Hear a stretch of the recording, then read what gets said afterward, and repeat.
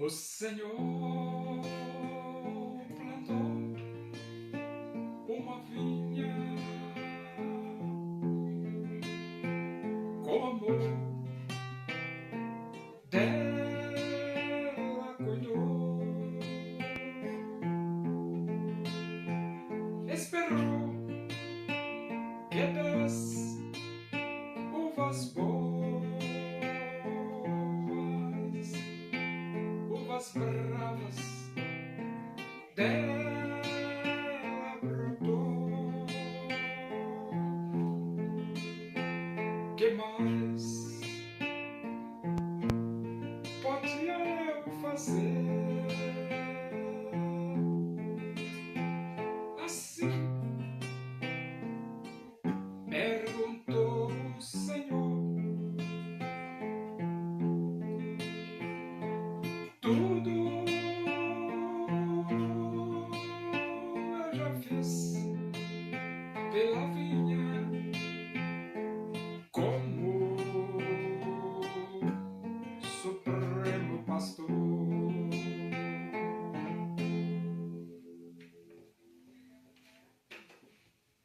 Vamos abrir a Bíblia no livro dos Atos dos Apóstolos, capítulo 27, e vamos ler do versículo 27 ao versículo 44. Diz assim as Escrituras Sagradas, a Palavra de Deus. Quando chegou a 14ª noite, sendo nós batidos de um lado para outro no mar Adriático, por volta da meia-noite, pressentiam os marinheiros que se aproximavam de alguma terra.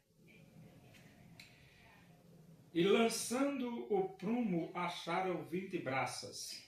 Passando um pouco mais adiante, tornando a lançar o prumo, acharam 15 braças.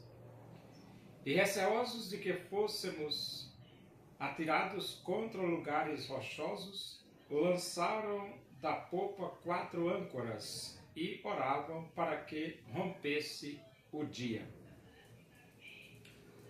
Procurando os marinheiros fugir do navio, e tendo arriado o bote no mar, a pretexto de que estavam para largar âncoras da proa, disse Paulo ao centurião e aos soldados: se estes não permanecerem a bordo, vós não podereis salvar-vos.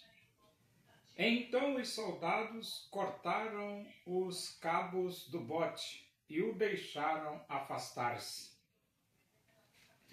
Enquanto amanhecia, Paulo rogava a todos que se alimentassem, dizendo: hoje é o 14º dia em que, esperando, estais sem comer, nada tendo provado. Eu vos rogo que comais alguma coisa, porque disto depende a vossa segurança. Pois nenhum de vós perderá nem mesmo um fio de cabelo.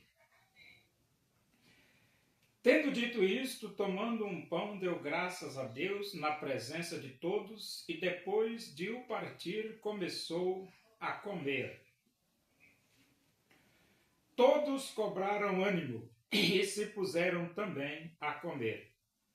Estávamos no navio 276 pessoas ao todo. Refeitos com a comida, aliviaram o navio, lançando o trigo ao mar.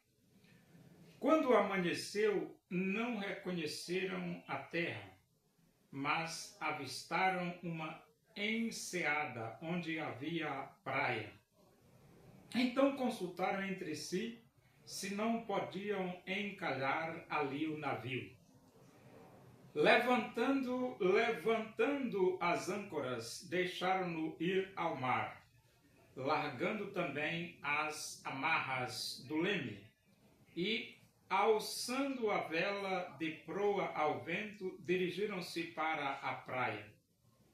Dando, porém, no lugar onde 2 correntes se encontravam, encalharam ali o navio, A proa encravou-se e ficou imóvel, mas a popa se abria pela violência do mar. O parecer dos soldados era que matassem os presos, para que nenhum deles nadando fugisse.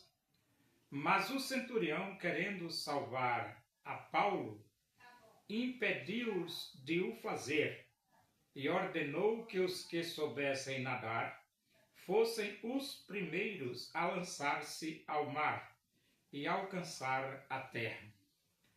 Quanto aos demais, que se salvassem uns em tábuas e outros em destroços do navio. E foi assim que todos se salvaram em terra. Então essa viagem, ela deveria ser interrompida se os mestres do navio tivessem ouvido o conselho do apóstolo Paulo. Mas eles eram os mestres do navio, né? Paulo era apenas um missionário e ainda por cima um preso, né? Paulo era um dos presos que estavam sendo levados para Roma. E resolveram então prosseguir viagem. E olha que a coisa ficou ruim para todos eles. Todos eles. Porque aconteceu uma grande tempestade, mas uma grande tempestade mesmo. E ainda bem que o apóstolo Paulo estava presente ali naquela viagem, porque todo o direcionamento de como eles deveriam agir saiu da boca do apóstolo Paulo. E graças a Deus que no momento mais difícil daquela viagem, eles resolveram ouvir o apóstolo Paulo. E tendo resolvido ouvir o direcionamento que o apóstolo Paulo estava dando, foi que eles conseguiram se salvar, ou seja, salvar suas próprias vidas, porque a carga do navio foi toda desperdiçada. O navio se quebrou completamente. Mas Paulo, ele disse, olha, vocês se alimentem, que vocês estão 14 dias sem comer, comam, porque disto depende a vida de vocês. E eles obedeceram, eles comeram. E Paulo disse, ó, que não vai se perder um fio de cabelo de nenhum de vocês. Todos vocês serão salvos. Agora, por que Paulo afirmou dessa forma? Paulo falou dessa forma porque um anjo de Deus visitou o apóstolo Paulo. E o anjo falou para Paulo que nenhum dos que estavam no navio perderiam a sua vida. E Deus fez isso por amor do apóstolo Paulo. Deus queria que Paulo chegasse até Roma. E Deus estava pronto para proteger o apóstolo Paulo. Só que essa proteção se estendeu a todos do navio, pela graça de Deus, se estendeu a todos do navio. Então você pode calcular aí que a presença de um servo de Deus faz a diferença. Faz a diferença. Porque a presença de Paulo naquela viagem fez com que Deus preservasse a vida de todos os tripulantes daquele navio. Agora eu vou lhe dar um exemplo. Quando Deus resolveu tocar fogo em Sodoma e Gomorra, Abraão resolveu interceder em favor de Sodoma. E Abraão disse: Senhor, tu vai matar o justo com o ímpio? Tu és o juiz de toda a terra. E então ele diz: se houver lá 50 justos, o Senhor deixa de destruir a cidade? E Deus disse: deixa. E Abraão então disse: e se houver 45? O Senhor deixa de destruir a cidade? Deus disse: se houver 45 justos, lá eu não vou destruir a cidade. E 40? Eu não destruirei por amor dos 40. Deus respondeu. E Abraão disse: 30? E Deus disse: eu não destruirei por amor dos 30, se houver 30 justos. E então Abraão desceu e disse: 20? Se houver 20, o Senhor destrói? Deus disse: não, eu não destruirei por amor dos 20. E Abraão disse: 10? Se houver 10, o Senhor vai destruir a cidade? Se houver 10 justos na cidade? E Deus disse: não, se houver 10 justos na cidade, eu não destruirei por amor dos 10 justos. Mas não tinha 10 justos. E então Deus resolveu tacar fogo em Sodoma e Gomorra. Mas Deus resolveu tacar fogo em Sodoma e Gomorra, mas Deus livrou Ló, a esposa e as 2 filhas. Claro que a esposa de Ló não conseguiu chegar viva, porque o anjo pediu para que ninguém olhasse para trás, e a esposa de Ló resolveu olhar para trás e virou uma estátua de sal. Resumindo, quando Deus tacou fogo em Sodoma e Gomorra, apenas Ló e suas 2 filhas conseguiram escapar. Nesse navio aqui, tinha só o apóstolo Paulo, servo de Deus. Mas Deus, por amor a Paulo, disse: Paulo, pela minha graça, pelo meu amor, eu vou preservar todos os que estão contigo no navio. Ninguém vai morrer. E ninguém morreu. Mas, em compensação, a carga do navio se perdeu, o navio se esbagaçou, eles ficaram completamente, salvaram apenas a vida deles. E no versículo 43 diz: mas o centurião, querendo salvar a Paulo, impediu-os de o fazer, e ordenou que os que soubessem nadar fossem os primeiros a lançar-se ao mar e alcançar a terra. É porque a ideia era matar os presos, para que nenhum fugisse. Mas eles não conseguiram matar o preso, porque o comandante queria salvar a vida de Paulo, que também era um preso. E ele, querendo salvar Paulo, disse: não vamos matar. Vamos deixar que todos procurem escapar dessa tempestade. E o comandante, por amor a Paulo, impediu que os soldados matassem os presos. E então todos foram salvos. Quanto aos demais, que se salvassem uns em tábuas e outros em destroços do navio, e foi assim que todos se salvaram em terra.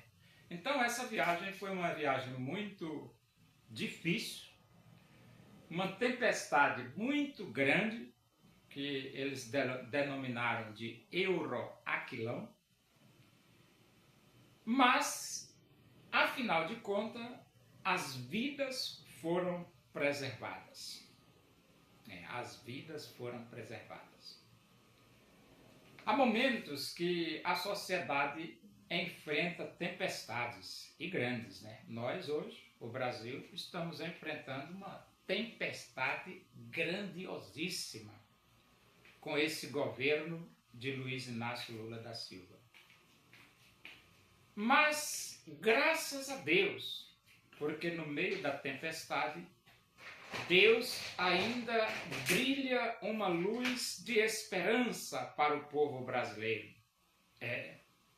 E você diz: mas luz de esperança? É, luz de esperança. E a luz veio dos Estados Unidos, Donald Trump. Donald Trump é que está colocando freio nos ministros do Supremo Tribunal Federal. Porque se não fosse a intervenção de Donald Trump, dos Estados Unidos, os ministros estavam mais atrevidos do que já estão, porque eles estão atrevidíssimos, mas estão freando, sem querer, mas estão freando, com medo das sanções americanas sobre ele. De forma que o Donald Trump tem carta branca para agir dentro da nação brasileira. Por que Donald Trump tem carta branca para agir dentro da nação brasileira? Porque o Brasil não está com o Lula. Não, o Lula quer entregar o Brasil para a China. Quem é que vai permitir gente de olho puxado estar dando ordem no Brasil? Não, não vai dar não. Então, o Brasil não está com o Lula. Lula está sozinho.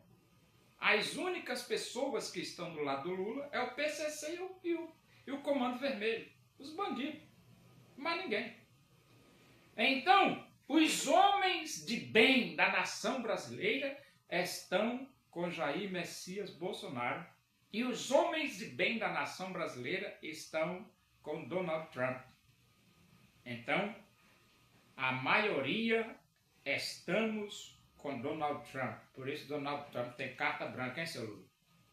Você está aí debochando do Donald Trump nas suas palavras, mas você não aguenta coisíssima nenhuma. Entendeu? Então, outros em destroços do navio, e foi assim que todos se salvaram. E assim como nessa viagem todos se salvaram, aguardamos que a mão de Deus esteja sobre a nossa nação, salvando a todos, né? Porque tem aqueles que estão precisando de anistia, que essa anistia seja dada. E aqueles que estão presos injustamente, que sejam libertos. E aqueles que estão praticando injustiça, que sofram as penas da lei, porque os ministros estão praticando injustiça contra o povo brasileiro. E então, Deus, ele socorre as nações. Deus governa as nações e Deus socorre as nações. Que Deus socorra o nosso Brasil. Muitos tinham dinheiro para Jesus ofertar daquilo que lhe sobrava. Quiseram a Jesus doar. Uma viúva pobre foi a Jesus ofertar. Lançou ali 2 pequenas moedas, seu tudo quis ela dar.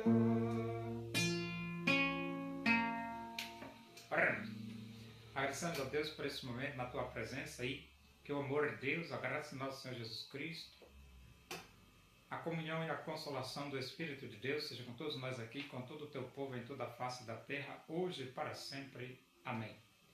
Boa noite, que Deus vos abençoe.